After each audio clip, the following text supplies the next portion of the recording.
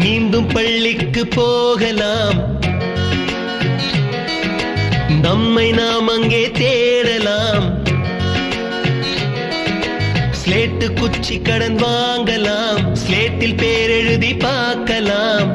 கொட்டு வச்ச வாத்தியாரை தொட்டு வணங்கலாம், முட்டி போட்டு நின்ன இடத்தை முத்தம் கொடுக்கலாம்.